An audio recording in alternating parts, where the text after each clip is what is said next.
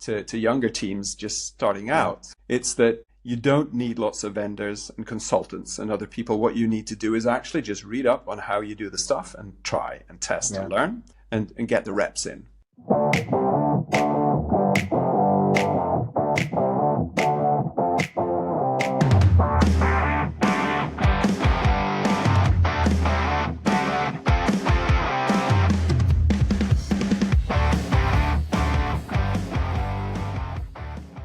Welcome back to Building Momentum, the show where we peel back the curtain on the exciting and often chaotic world of building a successful technology business. I'm Yash, your host for this show, where every episode we bring you the stories and strategies of people who've been in the trenches, conquering chunks, scaling their teams, and building products that people and businesses love. In this episode, we'll be chatting with David from Relato. Relato is the easiest way to manage content operations for brands, agencies, and freelancers. We're excited to hear the story and the lessons they've learned along the way. We'll be dissecting the wins, the losses, and everything in between. So buckle up, grab your headphones, and get ready to dive into the world of digital products. Hey David, thank you for joining the conversation today. How are you doing? Hey Yash, thanks for inviting me. I'm excited to be here. Awesome. Great. Thank you for joining in. And let's start with this, right? So let's start with what is the big bad problem that exists in the world today that you're trying to solve for with Relato? Excellent starting point. So I think everyone understands that content is in everything you do, especially in the GCM team. Content is interwoven into every single aspect of all the work we do, and all of the channels that businesses distribute this content through, they are increasingly saturated. The dawn of generative AI and mass distribution has meant that all cold outbound by email is now more or less broken. I get hundreds of emails a week that are mass personalized with AI, but just getting worse and worse. That means that everyone flocks to every other available channel, which means that they are also quite saturated. Search engine optimization, building content for a search crowd is undergoing dramatic changes with generative search experience. So just ranking on Google is a completely different game today than it was just for 5 years ago. And that story continues. But everyone knows that it doesn't mean you stop creating content. It means that you actually create more, but you have to create it better as well. And the surprising insight I've gained is that every single team in modern business, they have mostly a single tool that they do most of their work in, that they log into every single day. Sales teams have a CRM. The finance, they have their bookkeeping and accounting platforms. Engineers open VS Code, designers open Figma, so on and so forth. Whereas content marketers, who have this incredibly critical role, they have what you call the Frankenstack. And the Frankenstack consists of 5 to 7 general purpose point solutions that are loosely integrated with some automations with Zapier, with a Gmail account bolted on. And this team, they manage all of those applications through a number of tabs.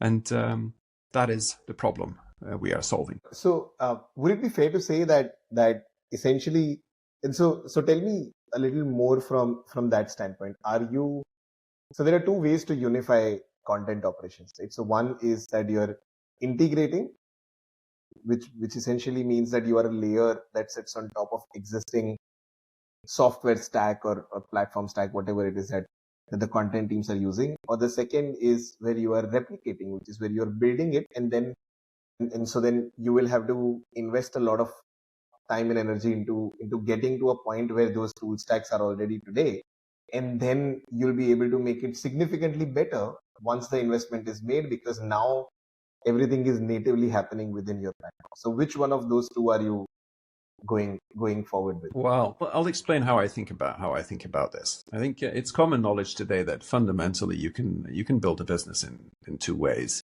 You can unbundle, or you can rebundle. And unbundling has been the name of the game for an incredible number of really good software products in sort of vertical SaaS. But at some point during the last decade, where we've been in a market where money has essentially been free, there's been a massive inflow of investments into SaaS, B2B SaaS in particular. businesses have grown their marketing and go-to-market operations with a lot of people. Every new expert has their own SaaS tool, and we've ended up in a situation where that people call, or analysts call, GTM bloat. And GTM bloat is the situation where a SaaS has way too many people, spends way too much money, and has a far too high a cost in acquiring customers. That was fine in a market where everyone was looking for growth at any price. But I think everyone knows that is not the case today. Good investments are few and far between. The rounds are often smaller, and everyone has to do more with less. Investors are looking for profitability, and that means that you can't have a 128-month payback time on customer acquisition. You have to get back to 12 to 18 months, maybe, depending on your account value. But that is the key. And every single product that all of these experts in the bloated GTM org, every single product they use is seat-based. And since you're part of a broader team, everyone needs a seat. So that means that the cost for all of those tools that you have is actually exceedingly high. And it's part of the problem, but it's quite a big bit of the marketing cost, of course, which is the largest variable cost every business has. Yeah. Leadership are cutting down on that. We've seen several rounds of layoffs from 2022 and onwards, and cost cutting when it comes to tooling and software as well. Yeah. What I've noticed now recently is that teams are building back, but not in the way they used to. GTM teams, they're not adding headcount. Content marketing teams are not hiring in-house writers and editors. They're growing with freelancers and fractionals. So that is a completely new situation, but it's been enabled by the pandemic, which taught us to work really well remotely. And the recent downturn meant that everyone is getting pretty good at doing more with less. Yeah. So if you look at that situation in the GTM org, you have a completely new setting where managing all of these tools really isn't the problem anymore. It's actually just doubling down on some really good tools and platforms that work and get the job done. You can't afford to have 5 to 7 different tabs open with $129 per tab per month. That just doesn't work anymore. And if you also take into account that the people who do the real work here, they're consultants, freelancers, and fractionals, and they're looking to run really lean businesses. They do not want to take part in internal meetings. They're not an integral part of the team. They're contractors, but they do want to understand strategy. They want to be aligned with the business outcomes that their clients are looking for. So what you need is a tool set that meets those needs. And in addition to that, I think every single tool that you use, if you're in, you're in. If your email ends in the same top-level domain as the manager and everyone else in the business, then you have access to what you need.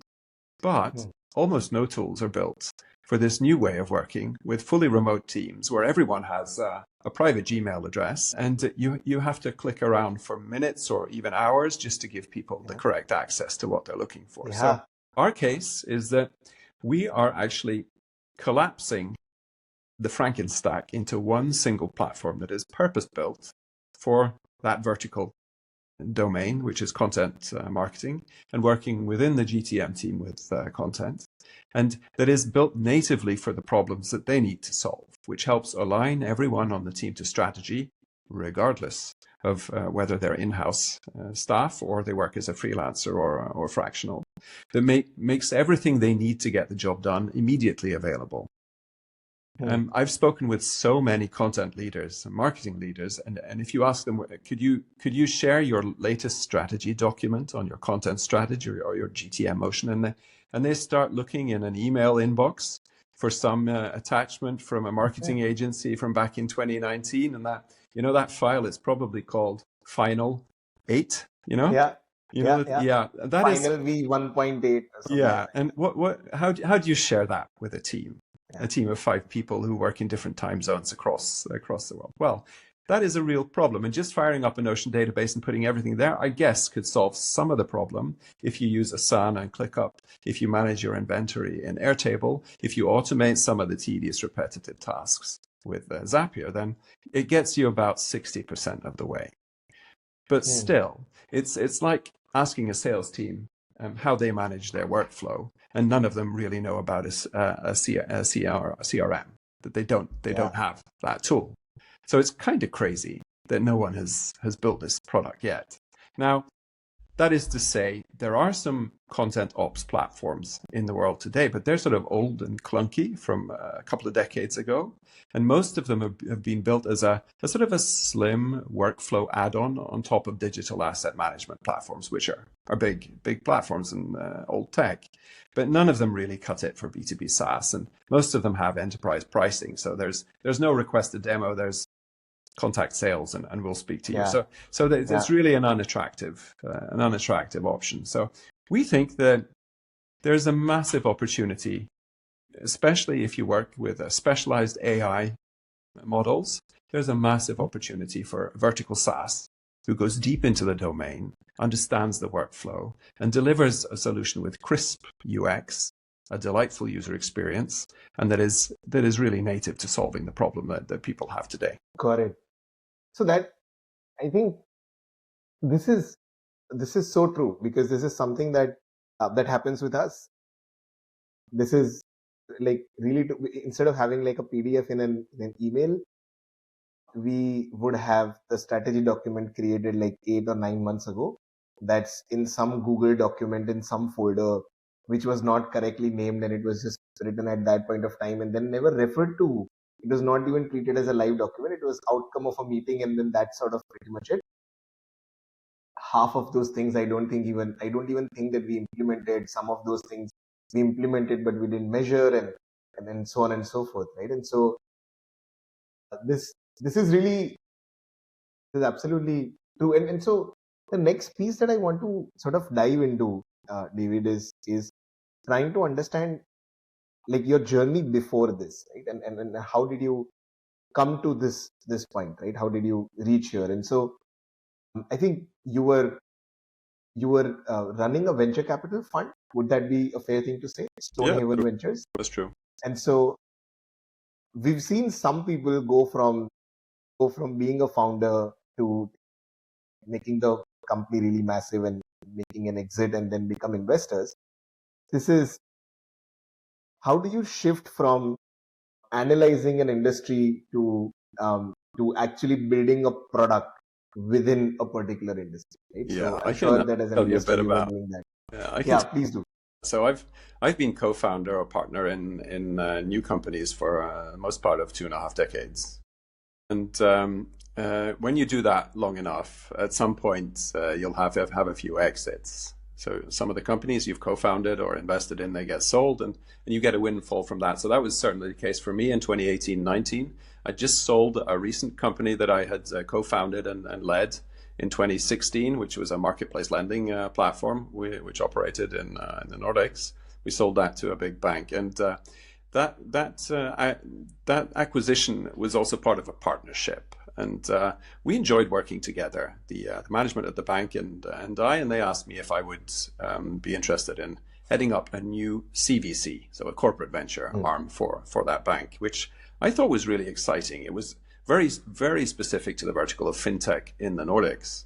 It was called Finstart Nordic. And in addition to managing a fund of 300 million NOK, we actually built an accelerator and had a building that was sort of full of the businesses we invested in. There was new businesses we started. So it was quite an ambitious project. Now, I know after more than 2 decades of working with starting things that my sweet spot, both as a personality and my sort of the academic interest of it, is the journey from 0 to 1. That is what I like. And for me to take part in it or take responsibility of building up this CVC from a mandate from a board and building it up into an organization, doing the first rounds of investments, building systems and structures so that it works and is a repeatable business, implementing an investment strategy, doing all the tweaks and learning there. That was incredibly valuable for me. I thought it was a wonderful experience. At the same time, as soon as the business was up and running and stuff started looking like sort of the day-to-day grind of managing a business, my interest wavers. And I was clear to that. I was clear on that with my board. So it actually coincided with the pandemic, or I had given notice a fair time before, but it so happened that when I was done with that fund and handed it over to new leadership, the pandemic hit, and I had some time to both work as an investor, investing some of my own funds in B2B SaaS, young teams, sort of early stage, and I also had time to give some more attention to my family, which I think is fair to say I did a lot of the work before that, and it was certainly my wife's time to have some more opportunity to focus on work. So that was really part of that journey. But I'd have to admit that my passion is building new businesses. I love product. I love working on strategy. I love speaking with customers or potential customers. I love building an audience. And that is really, I think that's also where I do my best work. And the role of investor isn't my favorite role. I'm an optimist. I love helping people and I love seeing the possibilities and opportunities. I'm not naturally someone who's sort of deeply critical and analytic. So doing the work of an investor isn't the easiest role for me. I really have to concentrate hard to be really critical, because my knee-jerk reaction, if I meet a young founding team with a bad pitch, my knee-jerk reaction is to actually help them out and improve that. Yeah. Not ask even more critical questions and then say, no, thank you. So I must say it's much easier for me just to spin up a new company, get started on that, interview customers, understand the problem, develop technology. That is just so second nature to me at this point that I'm really never going back. I still do some angel investing, but it does take a lot of time. And I like to be high conviction, sit on boards, give advice. And it's hard to combine that with running a brand new business. Got it. Which is fair. And so I think what you're trying to say, and I'm trying to sum up your life's work. So please tell me if I'm summarizing it correctly. I think what you're trying to say is that even at a time when you were leading a venture capital or a CVC, corporate venture capital arm, you were essentially running it as an entrepreneur, right? So you were taking it from 0 to 1. Absolutely. And then when the time came to take it from 1 to 10 and 10 to 100, which is where the processes have to be scaled, you essentially said, hey, okay, my passion is in taking something else from 0 to 1, and I'd like to start something of my own. So let me ask you some questions that come up in early stages of a SaaS founder, right? So when you said, okay, hey, Relato, I'm sure the name could have been different at that point of time, but let's say Relato is something that we're going to build. We want to do content operations, optimize that. You're going to speak to prospects and customers and stuff like that. But there needs to be some amount of design, some amount of work on the product side that needs to happen. And so a question is, if you have $1 million to start it off, like that's the seed capital, do you recruit or do you go to an agency? Good question. And why? Yeah. Well, the first thing you need to do is understand customers. And you really don't need a team to do that. Yeah. I'm a strong believer in being capital efficient. I don't think you get more done with a bigger team early on. We're currently 4 people plus a small bouquet of freelancers. So we're sort of in that sense a global team, but no one on that team is doing any other work than actually the efficient stuff that brings us closer to some signals of PMF. And I've done all of the customer insight work. I've interviewed almost 150 people over the course of 9 months, and that is just such an advantage that I can both understand our customers or prospective customers. I can dig deeper on subjects. I can translate that into requirements and work with our product team on building the product. Simultaneously, I can use all of those insights and the connections that are created through that work in building an audience. And we've tripled our founder audience on LinkedIn and X during the first 8 months of this year. And that has been maybe even more valuable because, if I've reached out to someone who could be a prospective customer, I've created a relationship with them. I've had maybe a half an hour or 45 minutes interview. They're bound to be a connection on LinkedIn. We're following and engaging with each other's content there. They're probably signed up for our early access list. So I have someone I can reach out to when we're ready to launch. They're Mhm. most likely we have most likely a couple of shared Slack communities as well, so we can sort of we have a touch point there too. And in some instances, we meet up at a conference or a seminar or another online event. So that's sort of 5 or 6 touch points with someone who is smack in the middle of my ICP. And if I sort of outsourced or managed that more in a team setting with some vendors or an agency, then all of that connection would mean that I'd have to have transactions with sharing of information and meetings and learnings and meeting notes and emails and all of that. So if you manage that chaos well as a single individual, there is no more efficient way to start a business. But it does mean that you need a kind of a T-shaped competence profile. So you need to have a breadth, but you need to be able to go into depth. So my first job was as a software engineer. The first business I was involved in, I jumped ship from university and built an online bookstore.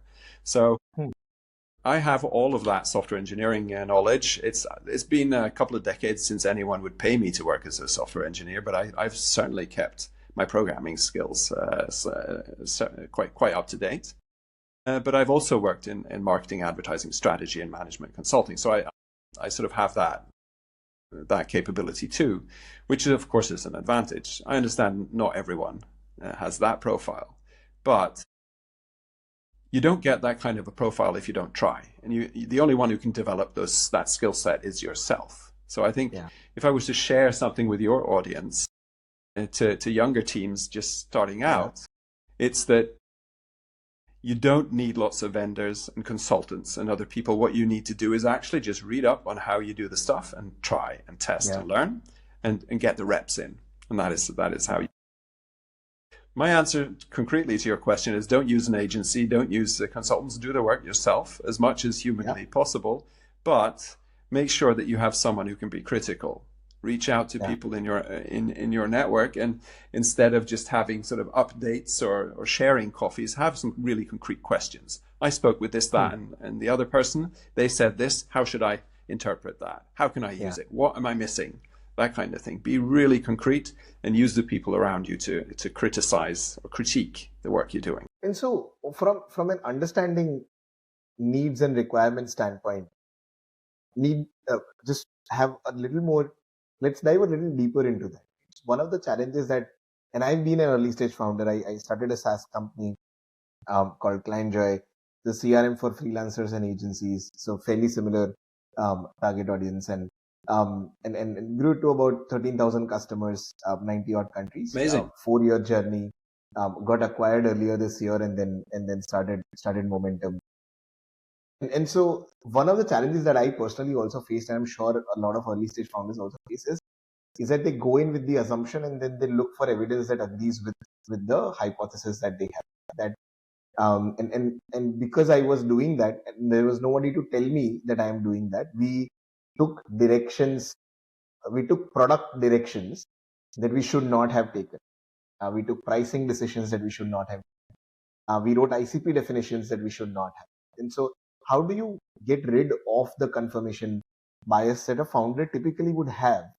Because they do like the idea or the insight that they've come up with, right? So what is the practice that you have? How do you go about it? It's quite a difficult question to answer. The problem with bias is that they aren't immediately visible to you. So you need feedback loops, and you need immediate feedback loops. So I can offer a couple of tactics that I use to get as much feedback as possible on my thinking, because a bias is a construct that is quite deeply embedded in your thought process, and is often so well embedded that you aren't. And even though someone points it out, it's not necessarily the case that you sort of, I understand, I've been biased all along. That is, and often if people are explicitly critical to the way you're thinking and pinpoint a bias, it's probably even less likely that you can become aware of it or admit it, because you put up your defenses. So, well, I think experience helps. Founding businesses means that you get hit in the face many times a week for years and years on end, and you get hit in the face so many times that you sort of You may not learn to enjoy it, but you start reflecting on the different ways of getting hit in the face, and that is an efficient way to become quite humble. Now, I think people who know me probably wouldn't call me very humble, but I'm always interested in lots of different people's views, and I think just being interested and a bit nosy and a bit pushy as well, it means that you can get those views. You can sort of surface other views. So a way I've used, for example, a way I've used the fact that I'm building an audience simultaneously with building a product is that when I gain insight through product discovery calls, more of sort of ethnographic research to understand the needs of people and their existing processes, where pain points are, I've used those insights actively to create a comms strategy that I've taken out on LinkedIn as a channel. And the wonderful thing about social media is you get immediate feedback. Yeah. Also, in the case where you don't get any feedback, that is feedback too. That is also feedback. No engagement tells you this cares. isn't interesting, it isn't important. So I've used that feedback both to connect with new people. So someone who engages with a post that I am not connected with or haven't spoken with, I'll reach out to them and say, as true is, that was interesting that you engaged with that, and I'd like to hear more about what you said. And suddenly I've gained more insight by speaking with them. You can bet I'll sign them up to our early access list, and we'll be connected there too. So, and that also means that feedback, I can feed that directly into product development. And if it's something that challenges our previous assumptions, then it's even more interesting. So our customer insight channel on Slack is one of the most active, where I just feed in everything I learn and know from my team, and that is pushed straight into product development. Incidentally, I connect that insight to our content strategy as well. So we've been putting out some high production quality pieces of content on our blog and gained lots of really good feedback for that. I think many people appreciate someone taking time to sort of dig into the details, surface new and maybe unusual voices, augment that, and distribute it well on social. But it is a considerable cost for us as a bootstrap business to develop this content. So I test the topic first on LinkedIn, and often in the same way that I test ideas and messaging. And if it gains a lot of traction, then you can be sure I'll prioritize that for a long form, high quality production, which we then can distribute and repurpose in many different ways. So that feedback loop, or the mechanism of using a quick feedback channel to get feedback on ideas quickly, and then using that before you invest in both product and more expensive content, I think is certainly worked well for us. Got it. So fair point. So which is where you let other people sort of drive your in a way decision making. I wouldn't say decision making, but their inputs or lack of inputs also plays a role in whether you invest into building something, whether it is a piece of content which is heavy in investment, or essentially part of a product or a feature. Absolutely. You know, people don't really know what they need. They can say what they don't like. They're often pretty good at being sort of unhappy with something and vocal about that. But how you shape a product to actually meet that need or solve for the problem, the job to be done, really is a question for product development, and that is a whole different ballgame than just complaining on LinkedIn, right? You have to interpret that insight, and sometimes you say, "Oh, great insight," but we're actually not going to do anything about that. That is not a problem we're solving. So, of course, you have to inform that process with strategy as well. What is your positioning? So you don't have to build the faster horse. Sometimes you've decided that you want to make a car instead, right? Done. Yeah. Which that's one of the key questions that I ask fairly often. But for today, David, I think this brings us towards the end of the conversation. And so towards the end, one of the things that we do is I ask you a question that my previous guest had left for you. And so my previous guest was one of the founders of Clap.io. His name's Robin. And so Robin from Clap is a founder in France, and building a platform that helps organizations and brands and agencies and freelancers also automate their social media sort of ops, right, from start to finish. And one of the questions that he had was the people who take and this sort of relates to your experience before. A lot of times, what might happen is that the tightly knit team that you have today, which is great for taking the company from 0 to 1, but then when the company needs to go from 1 to 10, those may not be the right people. And so in those circumstances, how do you sort of navigate that? So in your experience with all the other companies that you've run or you invested in, I'm sure that the leadership team at the early stage changed over a period of time when the company started to scale.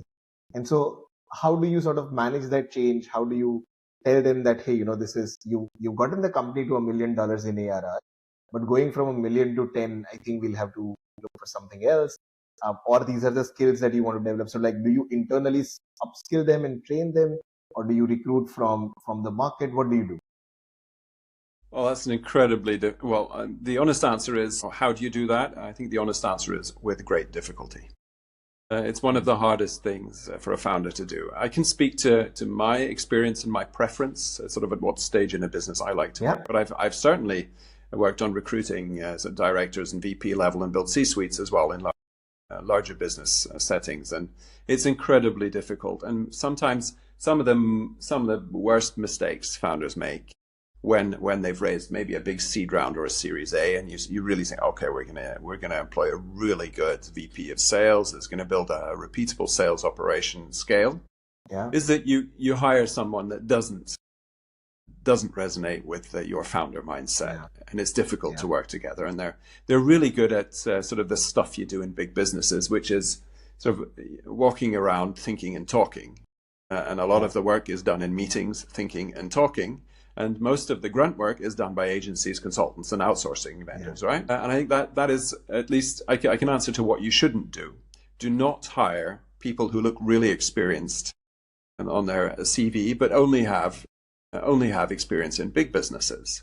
Because even though you've scaled it from 0 to 1 and 1 to 10, the DNA of the business is still what it was, even though it has transformed. But it often hasn't transformed as much. I'd say I'd primarily try to develop the team I already have. But if you're hiring someone for a more mature role in a larger business where you're looking to scale, hand over from founder-led sales, for example, to a professionalized business, look for someone who has that experience, who has been through that journey before. Do not hire someone with an amazing enterprise background. And also remember, if it's a VP of sales, most really good sales people, they're primarily good at selling themselves and choosing opportunities. So beware. Yeah. While you answered Robin's question, you answered mine as well, because we are currently in the market recruiting VP of sales for Momentum, and it's already very difficult to find because we're looking for someone experienced. But there are a couple of candidates that we were sort of leaning towards, which now qualify the negative sort of filter that you applied. No, but this is great, right? So because this is a conversation that we were internally having. So as an organization, we are about to go IPO in about next 6 odd months, and we sort of realized that it has been so much founder led, with 4 people as founders and sort of a total 100 people team over here, and so it's so much founder led that we've never sort of invested and built a middleman. There's no layer in between. It's almost everything flows through us, and we're bottlenecks everywhere. And so we are sort of building that team, and so identifying each and every function, and then bringing in leaders. And I have an interview in a couple of hours where I'll be speaking to that person. But this is interesting. Thank you for that insight, David. And so next, David, what is your question? Right? What's something that you are wrestling with at Relato that you'd like to ask my next guest? Oh, great! I love that. I love this format. So my question is: your audience consists primarily of early stage founders and businesses, and one of the most difficult problems is of course, gaining product market fit. Yeah. So my question to your next interviewee is, what signals of product market fit do you look for? How do you find them? How do you assess them? And how do you think about the signals of product market fit? I'll tell you why this is a great question, because I love to see this is a question that I've looked for a while, and I've not found a definition that works. So I know for a fact that there's no right answer to this, but I love to see my guests, being asked difficult questions. So this is a great question, and thank you, David, for asking that. One interesting definition that I heard a while back was that that you hit PMF when your team does not have time to ask whether we've hit PMF.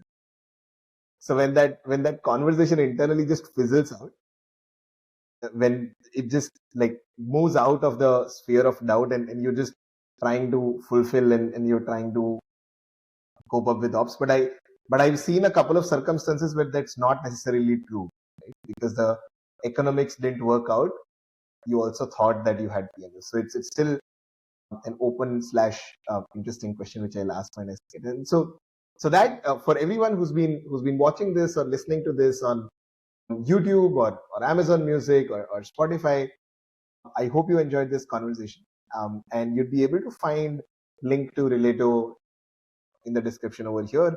Please, if you are a freelancer or an agency or a brand or working in a marketing team, do sign up for their early access program as well. And if you are in a position to share your problems and to share your challenges, do reach out to David on LinkedIn, and you can share your challenges managing content operations with him as well. And you never know, it might end up being within the product solving that specific pain point as well. So with that, we come to the end of the episode. Thank you, David, for taking up the time. Thank you for having me. It's been great.